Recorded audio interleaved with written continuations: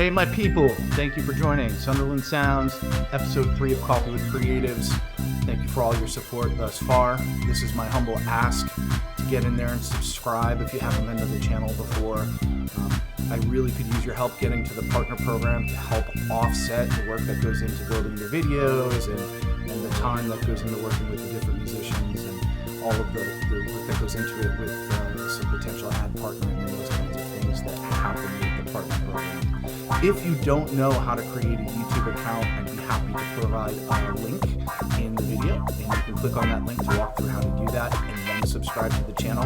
And if not, if you could just subscribe, I'd be super thankful. Without further ado, here's one of my most favorite people on the planet, Tony Parlapiano, and we're going to get into the PopMatics program. Thank you.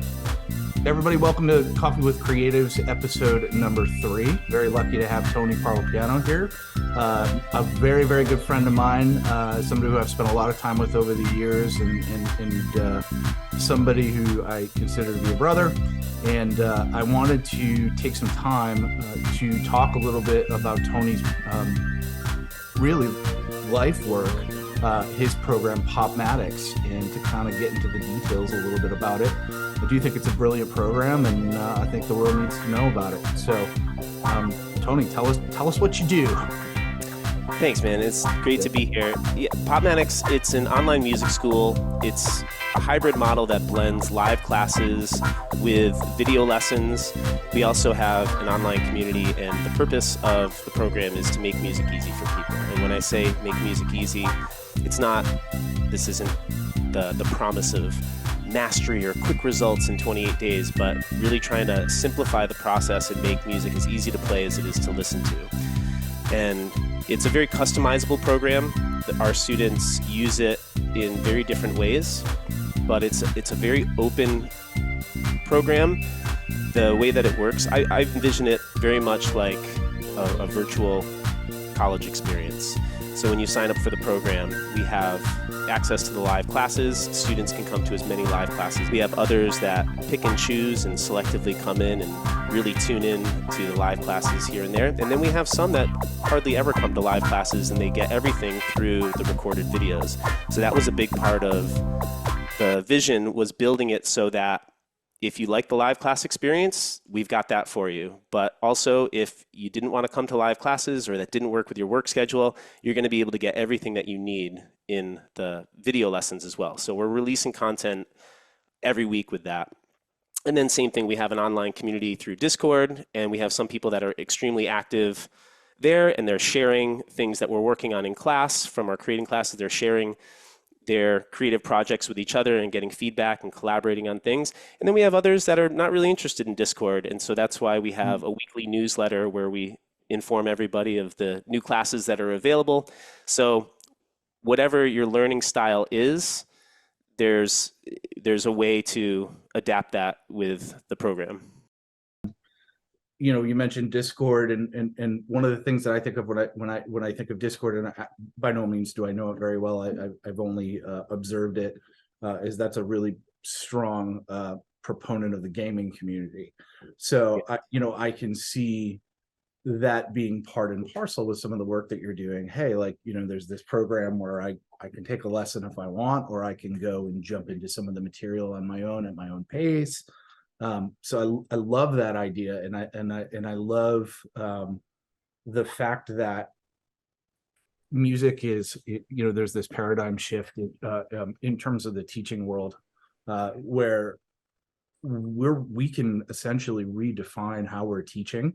We can redefine how we want somebody to reach the information, and we have multiple new avenues to cater to how people want to learn, whether it be following formal instruction or want to learn via just inherent love for music and hearing music and wanting to replicate that, right? When I think of the concept of PopMatics, as you just explained it, what was the inspiration for starting it? Like we kind of talked about a little bit, and moving from just like, hey, I go on the road and I teach, or I have students here. What was the true inspiration to take you from that to this virtual sim city of music learning? That's a great question. And I have to say that ever since I was right out of college, I've been doing what I want with my life.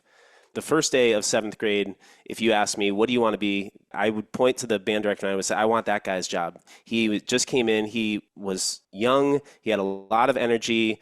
I I just loved the spirit of being around all those musical instruments, and I just knew I wanted to teach music, and that carried through for a long time. And I didn't start playing piano until I was in college, and so I switched tracks. I went from thinking I was going to be a high school band director to moving into starting to play piano and keyboard, and then I started teaching private lessons, and I had a really unique perspective compared to a lot of other people who start teaching lessons because I didn't have lessons myself as a child. So I didn't have Oh, wow. this pre-existing idea of what a piano lesson should be. And what was kind of funny is originally I started by teaching how I thought everybody else was taught. I started by looking at the method books at the store and I said, oh, I'll get them a book. And then I very quickly realized that that path was not really working. I was like, man, if I keep doing this in 10 years, I'm going to get very good at teaching something that nobody cares about. And so I started teaching I just started telling kids, bring in your CDs, and we would Learn learn by songs. listening. Yeah, yeah. So I've really been practicing the things that we do at PopMatics. I've been practicing very much from the beginning. And it was probably around, I think it was around like 2017. I remember this because it was just before my youngest son was born. And I started getting these ideas for creating materials and teaching music through a number system. This is not brand new. There's things that exist, that Nashville number system and things like that, and even in the classical world where they do Roman numeral analysis. But this was very different. I wanted to focus more on music making, and I wanted a number system that was really had piano players in mind. And so it just started as building. I'd get an idea, and here's another cool idea, and here's another cool idea. And eventually, I built this little menu of items of different things that I considered popmatics, these little individual concepts. And over time, more discoveries would come. I really feel like popmatics is something I more or less discovered rather than created sometimes. It happened very organically through teaching one-on-one private lessons, and things would come up, or I would look for a new way to explain something to a student who didn't receive it the way that I normally introduced it. So I was constantly coming up with new creative ways. So when did it turn into something that is not just private lessons anymore? I kind of got pushed into that a little bit. It was a decision that coming out of the pandemic, when I was teaching online, I had really loosened up my policy and people were not canceling lessons that much. In fact, many of them were scheduling lessons more often because they didn't have as much going on.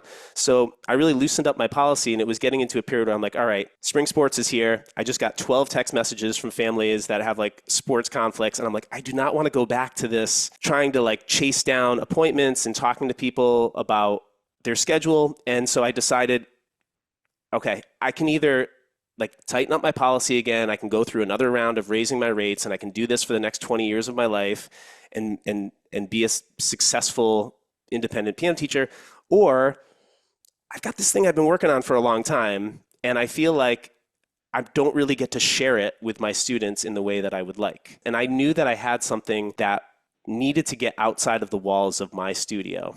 I was faced initially with this decision of, okay, you've got two paths to go.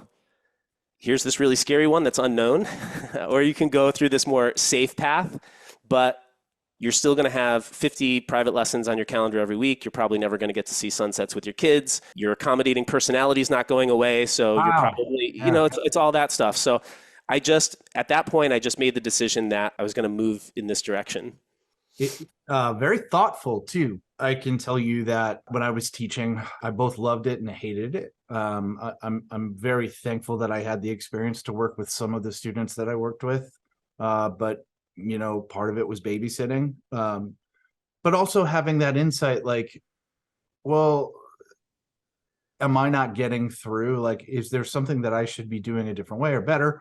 Or is the whole model wrong, right? I mean, like disruptive innovation, right? Like I think of your program as disruptive innovation. And those are the things that we see that do well in the world. You know, right now, it started to kind of go left field a little bit, but the company that figures out how to make microchips the fastest and most efficient with, you know, the best quality and quickly distribute them is the company that's going to do really well right now. Like we'll say manufacturing sector.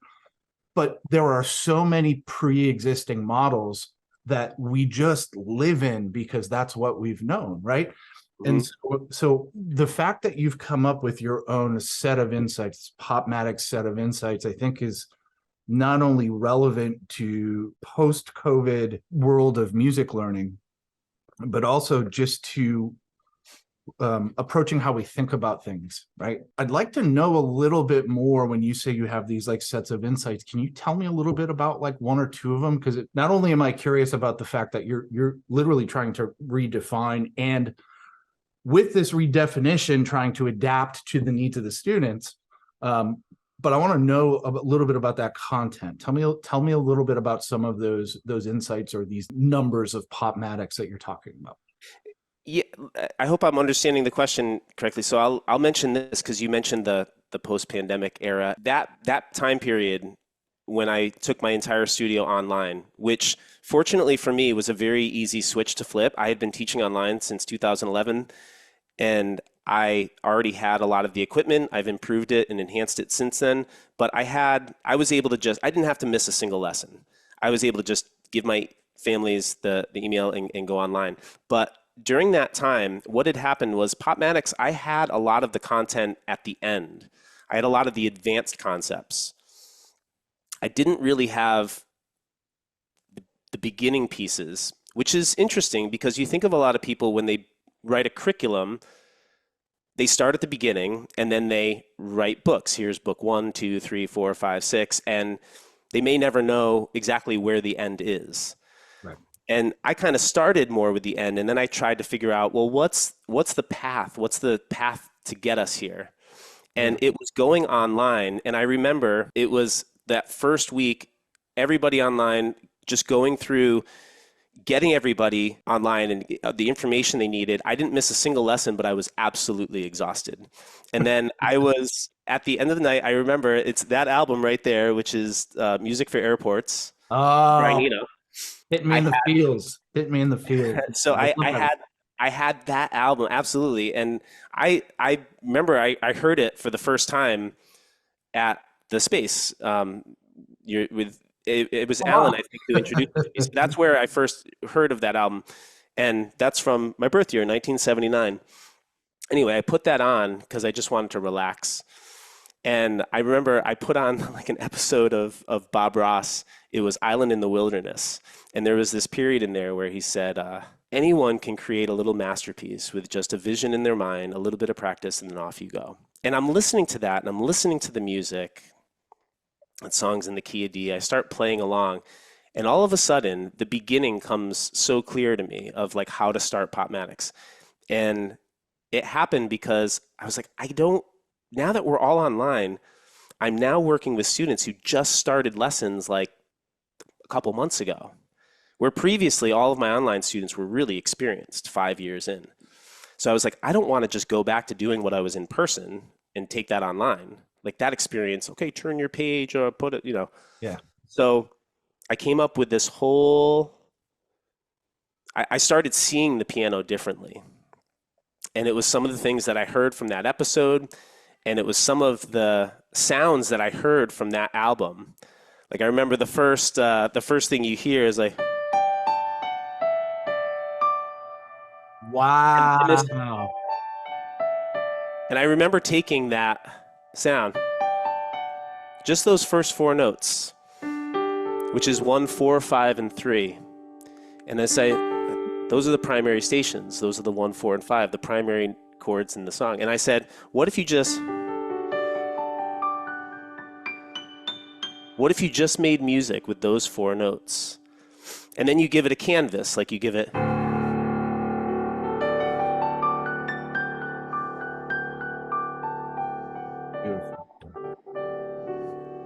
And so that started to become, those were like the little things that I just realized. I'm like, I need to pull this little piece. So there's all these little Easter eggs in Mm. PopMatics where I know where all those ideas came from. So that concept of the canvas and the primary stations resolution was a blending of the canvas from Bob Ross and that opening theme to the Ah, first track on Music for Airports. it's so And funny hearing you play that, man. I fall asleep to that record constantly, and yeah, what a great example like you said, creating a canvas. You're creating an aesthetic, you're creating an environment. The bass note that you put in there created a pad for all of it to just kind of walk around, the sound to walk around on. and yes, and very, very Brian Eno. And I love everything about Brian Eno. I love everything about that, Rodelius, that whole world of modern composers, and not only in music but also in film. And your take on it, I love it. I love it. I think thanks, it's man. fantastic. Yeah. Yeah, Uh, it was very much having having that constraint, that primary stations and the resolution, those four notes. And then a big part of it was saying, what if I let both of my hands come up here and do the job of what usually just the right hand would do? And so all of a sudden you start playing the piano in a different way because the technique starts to naturally develop on the instrument because you're not thinking about a hand position. Let's start in this position and use these fingers. It's like all of that, what I just shared with you, could be done with just one finger on each hand. that's so cool. And so it's more about in those beginning stages is it's a keyboard, right? We treat it very much like a board game. Like how are we going to push sound around this instrument? And by taking certain constraints, and then I'll take those four keys, and the rest of the piano disappears. And what if I create with so that it's that kind of thing? It's really cool. It's so visual to me, right? Yeah. Like I'm visualizing what you're talking about. I'm visualizing the sound. It's almost synesthetic, right? It's or I don't know if synesthetic. Yeah, synesthetic is the word, right? Yeah. Like where synesthetes say that they like hear colors or those kinds of things. Yes. And you're harnessing that, which is cool. The next thing that I wanted to ask, just on a personal level, because I think part of going through this is hopefully one day we'll inspire somebody else to do something similar. Obviously, be cool, like for people who don't know about your program, to join your program or at least check your videos out or what have you. Yeah. I want to also encourage other folks who are looking to maybe build their own businesses and do something similar, or that this sparks an idea for somebody else. So what kind of doubts have you experienced along the way? Like, what are the hurdles that you've had to jump through? Because I'm sure there have been some, right? Yes. And a bit of an emotional roller coaster that I don't know that I was entirely prepared for that. I was a bit naive when I made the decision to switch to this model. And a lot of that came from just my long-term relationships that I had with my students up till that point. Previously, if I had ever started working with a student before the age of 10, it was almost guaranteed that they would be with me through their senior year of high school. And I just never lost students, ever. I think every time I would make a change in my business over the past few years, there is always this fear that what if everybody like fires me and then I have no students because of this change. It's like not Liability. really, yeah, but it's not really, it never works out that way. Like, and I don't know if this is in other professions too, but from Facebook groups, piano teachers, we kind of freak out about making any little changes because our business feels a little fragile sometimes, depending on your business model. And for me as a travel teacher, if I lost a student and then it like messes up the route, where am I going to find another it's like hard to find new students. So you don't really want to take too many risks. So moving into this, I did go through this thought that I always do, which is like, what if everybody leaves? But I also had been through enough of that I didn't really think that was going to happen. But the one thing that got me past that hurdle, and this was something from my mentor, James Argiro, who is my former college professor at Westfield State University, but I've been with him for 20 years. And he said, well, even if you lost every student, do you still want to do it? And I said, yes. And I knew I wanted to do it. And so once you made that decision that it kind of doesn't matter anymore, like whether I'm going to lose students or not, I'm going to do this. I did think that I would lose some, but that I'd be okay. And most people would just transition over. And that was not the case. It was really poor timing on my part. I announced it just a few weeks prior that in the month of June, last month of the school year, I was going to stop teaching private lessons and I was going to introduce this new thing right as everybody was finally able to go on vacation for the first time in 2 years. And so they didn't even really hear what I was doing. They just saw, oh, no private lessons in June. Great. Like we have, it's one thing off our plate. Go run around. Yeah, and then, and I really just, I ended up finding out pretty quickly that the students that I had, this was a great model. I knew it was a great idea, but I was like, it's for different students than the ones I have. So I knew not a lot of them were going to go over to this model because they just wanted their one-on-one piano lesson time with Tony. And this was very different. And I quickly realized how much it's not just that I try to be a fantastic teacher and have a great personal connection with my families, and all of that really helped out. But one of the biggest things that made my lesson business work was that Billy had lessons at 3:30 on Wednesday. And so that was an appointment on the calendar that they had right to get into the matrix. Yeah. And so with the new model where I'm like, here's all this availability, come as often as you want.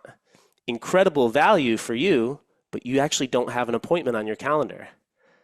So I ended up losing almost, I still have some people who have been with me through all of the changes that we've made. Yeah. But I lost most of my students. Some of them stuck on with just regular private lessons, but it became less and less a program for my all ages studio and more program more geared towards adults. We do have some teenagers in there that do really well as well, but it's mostly adults. And a lot of them who have been studying music pretty passionately for decades and sometimes wonder why they're not feeling that closer connection with music that they thought they would. So all of, that's a long way to go around, which I tend to do, but that was a big doubt. Is I thought I was going to lose everybody, but I realized that even if I did, it's okay. And I've gone through this again, and I've had to, because I took a hit with my pay, and I got 3 kids, and so I'm thinking about all of these things. And fortunately, I was extremely responsible with my finances leading up until this point, but I had a very warped view of money, never felt comfortable spending the money, and now my relationship with money is so different because my income got like cut in half, but I could start seeing sunsets with my kids. And then you start realizing, hey, it's not just about the money that's coming in, it's also about what's going out. So I can adjust some things here. And all of a sudden, I'm still like, okay, I can control this. I can be aware of this. But there have been several times where when I was building this and trying to figure out the whole marketing part, that's not really something I had been familiar with at all. Yeah. And we're marketing something that's different. It's like nobody has a program like what we're offering. And so it's so different. It's so different. And so trying to get people to understand that. Yeah, and any paradigm shift, and I'm sort of speaking on a higher level, yes, is going to challenge social norms. Yeah. Right. And I can see a lot of those students going, but this is what I've been doing. I know. Or to your point, like, oh, it's summer. You just kind of gave me an out. Yep. But to your point, like, that's okay. Change is okay. And to me, that comes down to a matter of character. And there's not a lot of people I know who would be willing to jump off like that and say, I trust myself that when I jump, I'm going to fly, and I'm going to fly, and I'm going to land the right way. And when I land, it's going to be in the place that I planned on, because change is never going to feel good. It's never going to feel good. And so that's what I wanted to kind of touch on a little bit, because I feel like more people need to hear that. Like, anything that you want to learn, Yeah. If you want to play us, I'm out of my element here, so keep me honest. Yeah. You want to learn Chopin etudes, you're Oh, gonna have to put a hell of a lot of time in, right? right. But interesting, not as much time if you were more interested in learning how to play like Chopin. Exactly. So Yeah. if you want to learn how to play like him, I can teach you that much faster than for you to actually try to like be him. You Right, know? right, right, right. And that's a great point too, is like, hey, there's this challenge of going into this like new mindset, but hey, maybe there's a way to do this in a way Yeah. that's even more appealing to you, especially if you're starting out, to Yeah. do some of those things that you're hearing and going, whoa. And I think that that's pretty amazing. Um, Well, may I just add one more thing to that? Because I want to tell you how far I realized this for myself the other day. This was kind of an epiphany moment for me as well, maybe a revelation, whatever you want to call it. But there are still those times that even though now there's a lot of signs of success and growth, and we have new people coming in, we're still in a growth period. And now it's not just me anymore. Angela, I'll mention her a little bit more later, but Angela Senich is working with me, and we've developed this partnership where she's helping with so many of the things and just a really great balance. But I'm here now and I'm got a lot of responsibility now. Now I have someone who's working with me and we've got this agreement, so we need to succeed together. That's kind of part of the deal. But I sit around sometimes and I'm like, oh man, I need new tires for the truck. I want to go on this vacation and like I want to buy these tickets to the show and all this stuff. And where previously in my old self, I would be like, don't spend the money. You might need it when you're 80. Like that's how I thought, how far away I thought. And now how far I've come, where if I ever start to feel overwhelmed about money, I just say, it sounds a little ridiculous, but I'm like, I know where I'm sleeping tonight. And if I know where I'm sleeping tonight, I may not know what I'm going to have for dinner, but I know that there will be food. yeah. And then, in as simple as that is, the next thought is, I am so far away from not knowing where I'm going to be sleeping.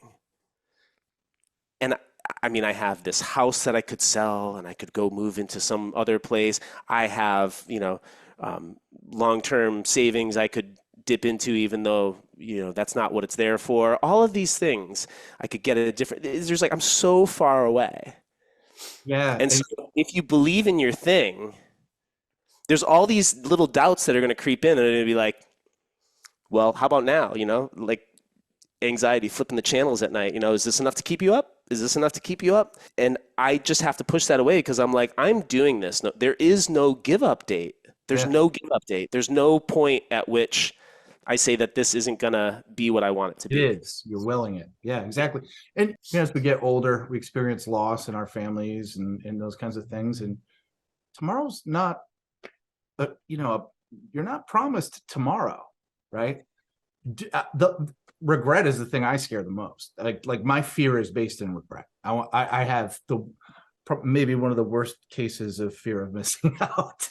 Yeah. Maybe to too far of an extent, but we're not, tomorrow is not a guarantee.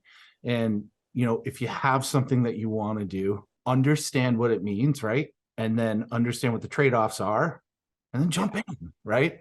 Jump in. You know what you're getting into and jump in. Couple of little things that as I was doing some research and watching a bunch of your videos, Tony, it reminded me a little bit of some learnings that I had. We talked about this off camera, but my first job out of college was representing, we worked together, actually. We worked together at Ricardo's Music, which is right. music conference.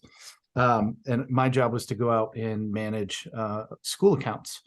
And at the time, there was one very formal method of instrument learning for beginners. And I just remember going, God, this is just like Bank of America Yes.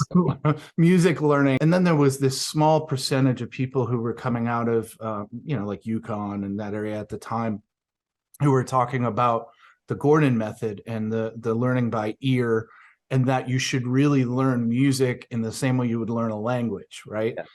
And the whole idea is immersion, basically singing what you hear and then trying to replicate what you hear and building your ear. and then in the future taking on some of the formalities of things like music theory and those kinds of things. Your approach seems to be to show some parallels to that. Tell me about how your program is either the same or different than the Gordon approach. Sure. What I know of it is not really through my own research of teaching it or reading any of his materials directly, but I do know several teachers who have studied it and implement Gordon's music learning theory. And as far as I know, there's only one music curriculum that fully and accurately represents that, and it's called Music Moves for piano. At least for the piano, I don't know if it extends into other instrument genres, but that was by an author, Marilyn Lowe, who passed away a little while ago, and just a whole tribe of people that is what they believe in. If you are a music learning theory, Gordon following person, you take it on faith that like everything that's going there. And the big thing is the sequencing. It's very detailed sequencing, but there's more flexibility sometimes than it sounds like, because they have what's called formal learning and they have informal learning. The formal learning is where things are presented. It's very detailed. So from everything that I know and from the people that I've talked to, they've talked about how so much of what I do at PopMatics is in alignment, direct alignment. One of the off-putting things for someone if they're into music learning theory is my use of numbers, where they're using solfege. And they use solfege with like a law-based minor. And it's honestly not really any different than what I'm doing. It's just they're using solfege and I'm using numbers. I use numbers in the same way they use solfege, but they use numbers differently.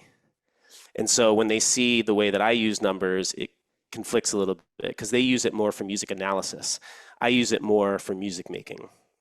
So there's a little bit of a language barrier in there. But at the core of it, I would also say that it's so interesting to talk about the similarities, but it's also really important to notice the differences, because you have like two ships, like one at like 54 degrees, one at 54.1, Yeah, and like several nautical miles, all of a sudden they're pretty far apart. They're taking you to different places.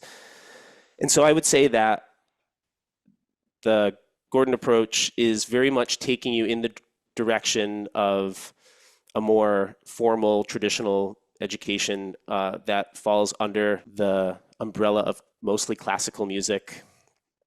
And there are these different frameworks. There's a classical framework, there's a jazz framework, and there's a pop framework. And that's the one that I work in, because that is the music of like 98% of the population. And Yeah. there's some very significant differences without going into a lot of detail, but it's a lot of it, like with jazz, harmony starts at the 7th degree of the scale. So it's like 7th chords is kind of the beginning. And in classical, it's all about that 5-1 relationship, that dominant to tonic, take me home. And in pop, chord progressions and harmony, a lot of things happen in ways that it's difficult for music theory to explain how it's happening or why it's happening. So, and a lot of that just comes from the fact that like harmony starts at the second voice. You only need 2 notes, as we kind of demonstrated earlier. You don't need a lot of voices to create a lot of texture. So as far as I know, it seems to be mostly in agreement. If someone is coming from music learning theory, I get a lot of support from that community. My friend James Kessler is one of the most well-known teachers out there that helps coach people on it. He's seeking all his certifications for it, very endorses the program. I have some people that are in PopMatics who studied Gordon, and so they're coming over and telling me they like it. So I've really had and I've had people that have checked that out and liked what I was doing better because it was working. So it's not that it is better, it's just kind of where this one is taking you a little different place. And I look at PopMatics as kind of the bridge between those two worlds, the classical and jazz world, because that's where you get to pick from when you go to school for music. He's like, you're going to pick the classical track, you're going to pick the jazz track. And then the classical musicians are like intimidated to improvise. The improvised musicians like can't play if you put any music in front of them. And so there's no like bridge that connects those two worlds. They can't even communicate. Sometimes just the way they name a chord, like classical is half diminished. Here it's minor 7 flat 5. And it's like they still don't know, like, what are you talking about? Yeah. No.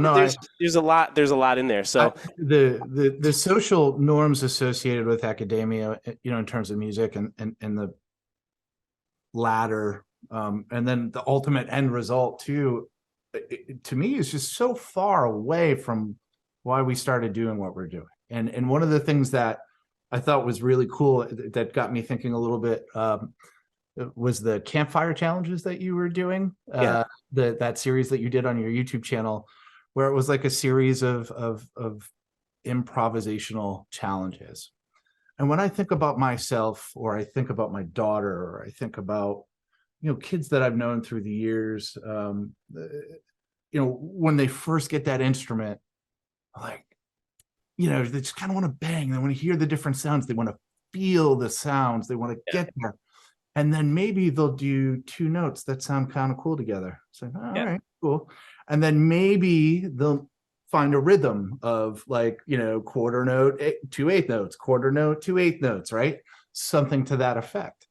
And the improvisational challenge for somebody, whether you're an adult or a kid, I think gets back to that primal need to relate to, and I don't want to get all philosophical here, but like vibration of sound. Yes. And the natural evolution of like, I feel this, I hear this, and now I'm evolving a little bit to make it make more sense, based on my inputs, right?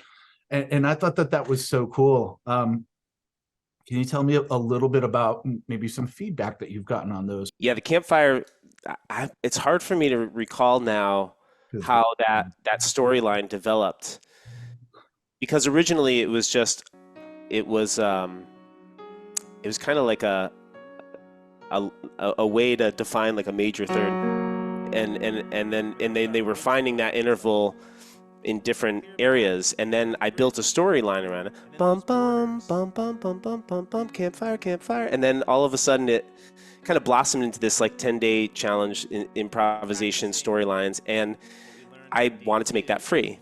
Now, when I first did that, I wanted to make it free because I wanted to gift something from all the work that I had done to help people show them what it was, how imaginative it was, and how they could achieve these results. And right from the beginning, I always had a pretty good sign up. First time I ran it was like all teachers. And I remember on day 10, it was like, that's the day I have to deliver the pitch to the program. And I got like emotional because I realized how awesome what just happened was that I got these people for 2 weeks. Over 2 weeks, they met 10 times online and got live instruction for 15 minutes. And then we all went on mute and we all created with that. And they're from all over the world. And here we are all making music together at the same time. I love that live element. I love tuning into a live baseball game, even if I'm not really following it. And the fact that we were all here doing this together was so special. And then that really helped our Discord community. And so every time we had a new challenge, people would come to the Discord community. We'd have the 10-day campfire challenge. And I was really strict in the beginning because I said, I will give you these 10 lessons for free, but you have to watch the lesson and you have to do the recording. Like you have to record yourself playing and submit it into your locker. And if you don't, I'm kicking you out of the challenge. And so they at least had to show the effort, because I didn't want people just like showing up and just like not doing the work and just watching. And I said, if you got to be here for you got to want to do this for yourself. You can take all this stuff, you can share it with your students, but like you have to do it. I'm not going to let you just sit here and watch. But the 10-day campfire challenge, it was every day, Monday through Friday for 2 weeks. And it was just a 15-minute video. You didn't have to come live, but you had to watch the video and you had to do the recording. So you had to stay on track. You had those 2 days off on the weekend so you could kind of catch up. We gave them the weekend to catch up if you were off. But by Monday, you got to be back with us for week 2. And take you all the way. So it was, I was doing that because I didn't want them, I'm like, you can come back as many times as you want, but I didn't want them to screw up what I knew what they needed, which was the routine. They needed to develop the routine of showing up, coming to the piano and seeing the progress. And they needed to get it done in that time period to start the routine. And what it did for the people who did it is they realized all of a sudden that I never have an excuse ever again to say that I don't have enough time. I now know that 5 minutes is enough to help me keep moving forward, and that I can process all my latest musical discoveries, and it creates something that's very full and satisfying. So it did a lot for people, and in many ways, it was my way of giving something that I feel like almost every other instrument offers. And when I think of people who take drum lessons, guitar lessons, I know so many people who took drum lessons for 6 months and they can still like rock a street beat or something. And I know people who took 6 months of guitar lessons and they know the cowboy chords, they can strum some chords. But I also know so many people who took piano lessons for their entire childhood and now have to tell people that they used to play the piano because they can't, it's like they used to because they can't even remember how to play one simple song in front of somebody else. And Be able it's to sit down and read a small melody and pick the notes out. Yeah, no, I totally get what you're saying. Yeah, but it's something about the learning process. I don't know if it's that, drummers were sitting next to each other, we're banging on the drums, making music together. I don't know if it's the sitting across from each other. And when it's piano lessons, it's usually one piano and the teacher's sitting next to you and telling, it's a different environment. And a lot of times I think piano students live in an environment where the primary goal is make no mistakes. I have to perform this, make no mistakes. And you're never going to feel safe in that, right? You can't play with doubt, right? It's just not going to work. So I think it really sparked something for a lot of people. For a lot of people who took it, they now for the rest of their life could say like, I can play a little piano. And they know if they continued with that enough to where they remember the instructions and they can always come back and revisit it. But it was a way to make everything very accessible. And it's really what taught me how to teach to multiple levels, that's like the most challenging thing because the live classes, our classes need to be, it's kind of like a fitness instructor who's running a group training and here's the exercise, but like if you need to modify it, here it is. And for those of you who need a challenge, like try it this way. So I need to run classes kind of like that. And so the concepts need to be very general, but can spiral down into something very complex. So everybody can like start here and then like, ride the wave. And then it's too much. Yeah. Right. And it's like when the instructions go over your head, you've got your campfire instructions, like you stay, stay with that. But the way that I did that, just to be, because it sounded like a lot to people, like, oh, I got to show up every day and take a class and all this stuff. But I did tell them, I said, actually, the lesson was not the important part. The important part was submitting the 5-minute recording to your locker. So even if you only watched day one, but you made a recording, 10 recordings, you would have successfully completed the campfire challenge and you would have access to those videos and you could watch them at your own paces, which was what a lot of people did. I kept reminding them that if you don't have enough time for a new lesson, don't worry, create with the instructions that you have, but just keep up with that 24-hour orbit where you're like bumping into the instrument and making some noise and kind of documenting it. So it's great because it laid the foundation for our creating classes inside the program. And now when people join PopMatics, that's kind of the first 10-day, like go through that 10-day experience. That's going to prepare you. Once you go through that, you can come hang out in a live class, no problem. Love it. I love it, man. I love the concept. I love it as it's a gateway. It's hey, I get it. It looks a little bit scary to sit in front of, how right. a giant keyboard with somebody sitting next to you, and I can relate to that.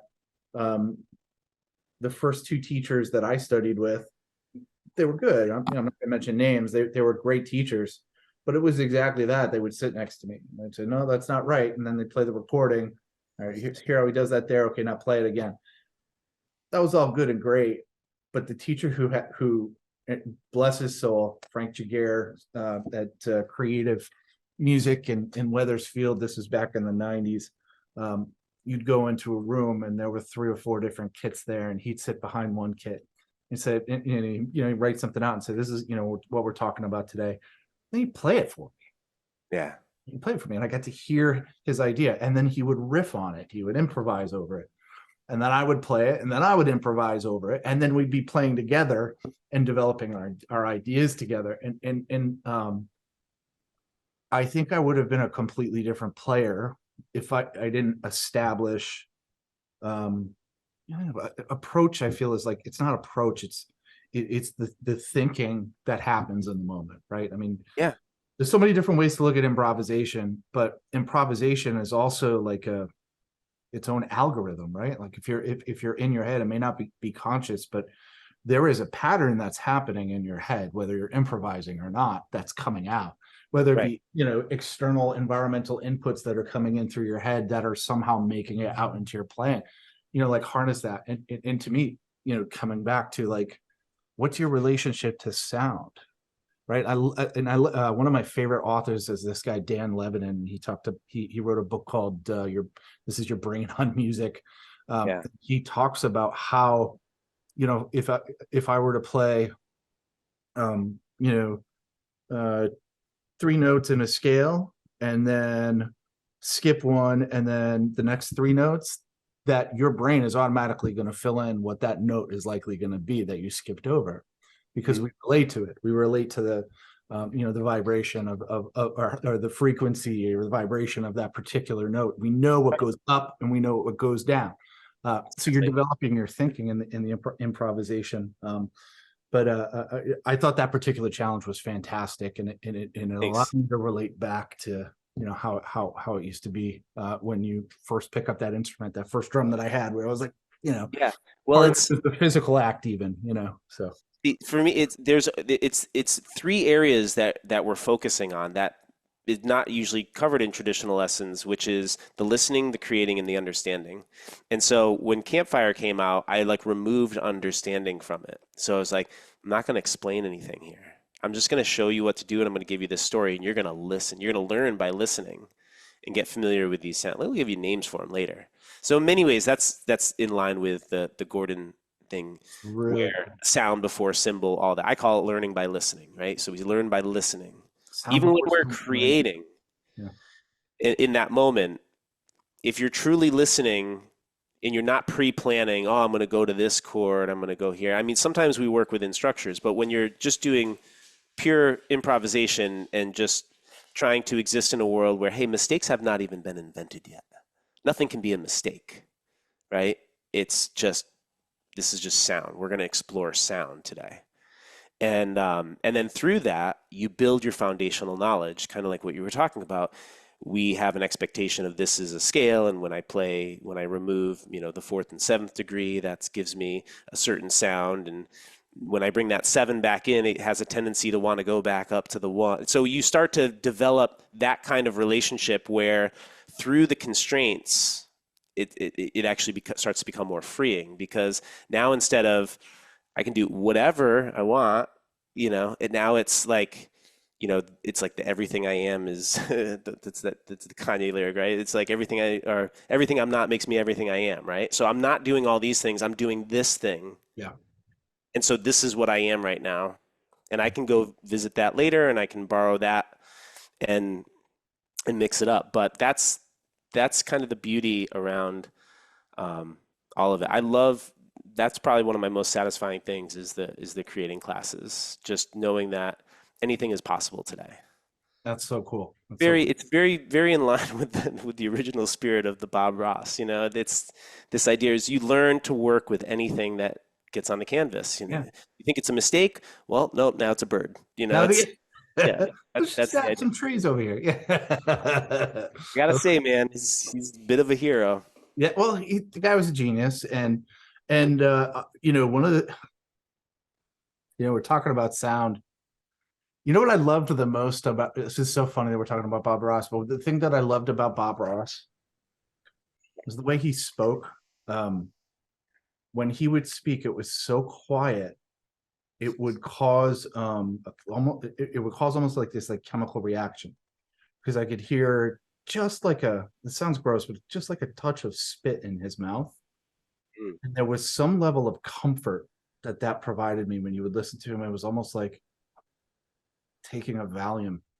It was like, Yeah, you sit here and stare, and I feel good. And I may not be consciously relating to like painting trees and whatever, right. but I relate to the artist. I relate to the vibe.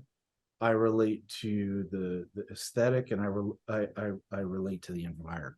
It's the relaxed approach. It's this. I remember being in school, my favorite classes were always the ones with teachers who never made us feel like we had to get back to the material, or there was a certain amount of stuff that we had to cover in a certain period of time. And I remember that we'd go off on an interesting topic. Oh, we got to get back because we got to finish this by the. It's like, man, this was going in such an interesting place, Yeah. and it just died. Yeah. Let it So happen. Yeah. that's how I felt when I would watch it. I didn't watch a lot of them as a kid. I saw them, and I don't know what it was. I honestly don't even really know what it was that made me watch it that day. I just remember I was stressed out, and I was like, so I'm going to put on music for airports. And then I just had the thing. I said, what if that was like the backdrop? What if that was the soundtrack to the joy of painting? And I put it on. And so I haven't watched a lot of Bob Ross episodes or anything like that. But it Yeah. was just, I watched it that one day, and I got that one piece of information that led to the other ideas. And so I just feel sometimes like, okay, that's the universe telling me to pay attention to that now, or this song caught my attention. Why did this song catch my attention? Maybe there's something I need to learn from it. And all of a sudden I realize, "Oh, I've been looking for a song that illustrated this concept so perfectly, and here it is." So a lot of things like that just seem like, chance, luck, whatever. But it feels sometimes like there's like this force outside yourself, but also working from within that helps to orchestrate the magic, and it's so that's Said. why I say it feels very much in many ways like a co-creation. Yeah. And it's Yeah. very natural. Um, you know, to my base of people who do watch my videos, I do want to encourage y'all to go out and check out Tony's YouTube station. There's so many different iterations of ideas and approaches to learning together. One of the other ones that I really loved was Record It. It Oh yeah. reminded me of some of the very first band jams that I did, where I would write a song, and nobody knows how to transcribe or do anything. That's, you might be learning how to read music, but it's about writing a form chart. And as you're writing form charts, you start to get little insights from step to step. It's a verse, it's a chorus, it's a bridge, and in the verse it's going to be these three chords, and in the chorus it's going to be these three chords. But as I play in those three chords, I'm realizing, hey, I can add on the fifth to that, or I can add on the ninth to that chord, or I can invert the chord, Yeah. add a little bit of a jazz texture to it, or whatever. And I really liked your approach there too. And you literally take people through that. And I remember, some of the first band rehearsals that I had, sitting down doing that with guys who'd never learned anything about music, and that was like the common tongue was like, nope, we're going to take either a whiteboard or a piece of paper, and we're going to say, okay, it's going to go verse, chorus, bridge, verse, chorus, 4 times, 3 times, 5 times, whatever. Absolutely. And then maybe a couple of chords here, a couple of chords here, a couple of chords here. That's the crux of it. Framework. Yeah, that's the framework, And so I mean, we can get into the details of that, but my call out here is there are so many different things that you're doing, Tony. Not only the conceptual piece of PopMatics, but all of these different little challenges and ideas for multiple different sessions that I want to encourage everybody in my socials and in my groups here to go and check it out. I'd like to end it with a question. But before I say that, like one of the things that I think of when I think of your program is like it's like playing chess. It's always Hmm. gonna be a little bit different. It's always going to be a little bit of a different game. There's going to be a million different ways that you can do it, but you're free to do it in your own way when you do it. I love to play chess now. It's something I started Yeah, doing recently, and so I relate me to that. too. My son loves it. Yeah. So after all is said and done, um, can you tell me how adapting and bringing this program to life has changed your life? Yeah, I'll say when I when I first started this program, I remember um, Angela Senich, who's working, she's my partner at PopMatics. She started working with me in 2020, and she came to me as she's a teacher. She had advanced classical player, wanted to learn pop and improvisation, and I remember that she was just awesome student, so enthusiastic, did all the work, came with lots of questions, but it was difficult for her to get access to instruction because the lessons were very expensive. So she was spacing them out. It was like every other week. I was doing everything that I possibly can, gave a little discount, but I I remember when I made this decision, part of it was like, I want to build a program for Angela so I can have more students like Angela and that I could, as valuable as a private lesson can be, again, they're very expensive, they're sometimes hard to schedule. And I was like, what if I could offer this in a way where I can give more value at a price that's much more affordable? Yeah. And so um, that's how it kind of started. And so now she's come on, and what I didn't really expect throughout this is how much I would feel like a student in my own program. And I think at first I was just trying to change my job from private lessons to this group online thing. And I really didn't realize that I was changing my whole life as how I saw myself. And I see myself as a student first. And we talk about that. We both participate as students in our own program. And so we model this experience. And through doing that, it's reaching people, it's reaching the exact kind of people that we want to reach, who are deeply passionate about music and who want to share their music just like we do. So it's giving me this incredible community. I have to say, like PopMatics, it's an online virtual campus, but in my mind, it's a very real place. I've visions of what the buildings look like and all that, and I kind of imagine all this. And as we're building it, it's kind of starting to come alive through Discord, which is kind of set up in a way. So I, all I can really say is um, I wouldn't have gotten here on my own through just making all my own decisions. But it's changed me because having Angela come on, and now I have someone that I can trust. And she knows not to, she knows that I'm very particular about the curriculum. And so here's my PopMatics curriculum, and that's like a thing that's kind of like up to me. But she also knows she knows that I'll listen to her when it comes to everything, even the curriculum stuff. Like I'll take her advice on it. And I used to never take people's advice. I used to never listen to people, and I would just present things the way that I thought everybody needed them.